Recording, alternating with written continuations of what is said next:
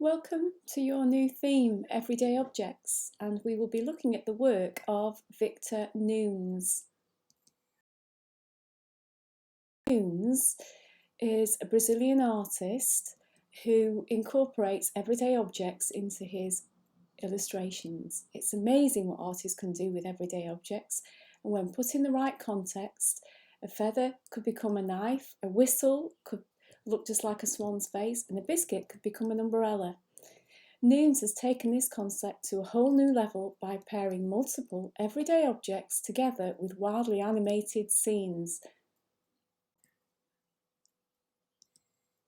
Nunes places anything from pairs of scissors to pumpkin seeds onto a page, or in this case, dummies, and then freely sketches around them to produce the unexpected, delightful compositions. He's got a real sense of humour and has playfully transformed bits of food, small objects, it could be wine corks, or in this case, baby's dummies, and created an elaborate page filled with incredible line drawings, which are quite humorous. Without the objects in place, the illustrations would appear incomplete. So if you take away the dummy, parts of that drawing is missing. By placing everything together in imaginative arrangements, Nunes presents his viewers with all kinds of quirky creations. From simple rubber bands, creating different shapes and faces, to some clippers, which can become a pair of legs, or some horns. So they're quite interesting, or like parts of a fish's face. Here we can see how the whistle becomes parts of creatures' faces, animals' faces, objects, household objects, a hairdryer. Actually, it is a whistle, so that's quite funny. And, a bird's head. So they're quite interesting and they're quite funny.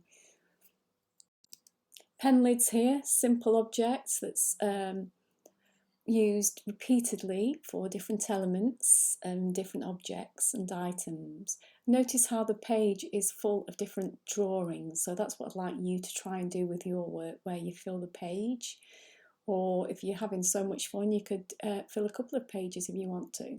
Okay, you notice how he uses some cross-hatching to try and create a 3D effect as well.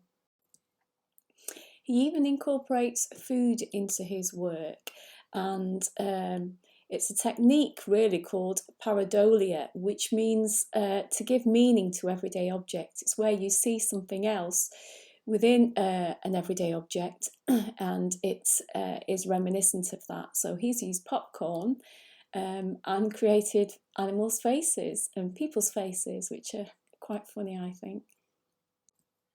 And again here, some pretzels, where is used vehicles and structures for these ones, which is quite good, incorporating the vertical structural elements found in different items and objects. Finally, half-eaten biscuits, and creating different shapes for those. So it's quite interesting, so you need to try and get your thinking caps on. Try and think about items that you could make interesting pictures with. Let the pieces inspire your imagination. You are challenged to try and find 5 to 10 small everyday objects. And remember just to check with parents first of all before you go rooting around. And examples could be paper clips, keys, cotton buds, dry pasta pieces. I use my earrings. Some screws, pen lids, bits of food you could use, and be drawing around them and trying to turn them into something else. So happy scavenging! It is a 2-part topic, so you have lesson 1, so that's today, and you will be expected to find the 10 objects inspired by Victor Nunes' artworks. Look for items that you could make interesting pictures with. Think about what the item looks like. What does it remind you of? What could you turn it into? Or what part of a scene could it become? You can use the same items over and over again. For example, if you've got quite a few paper clips or screws, you could do those on the same sheet of paper. Or it might be more interesting to get different types of objects, like I'll show you in my demonstration. Once you've found all your items, have a think what you'd like to create with them. And then the second task for the day is to find some references or pictures from the internet or books to help you express and draw your ideas. When you watch my introductory video, it will explain to you what I mean by that. But if you want to create, say, like draw a hippopotamus, for example, and you want to be reminded of how to see that. And then for the rest of the lesson, once you've got your pictures, once you've got your objects, have a go planning your ideas onto a sheet of paper and exploring different effects that you can achieve with the objects.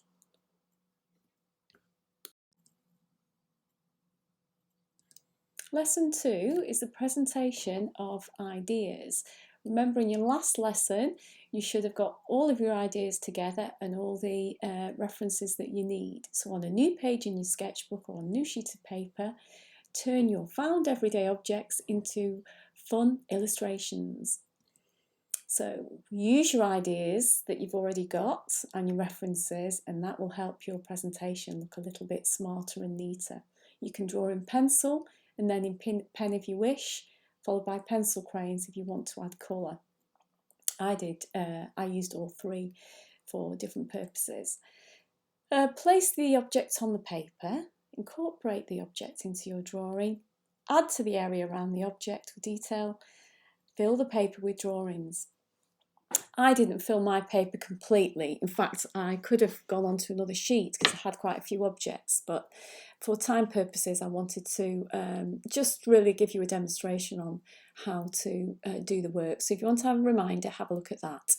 And then once you've finished your work, please take a photograph of the drawing.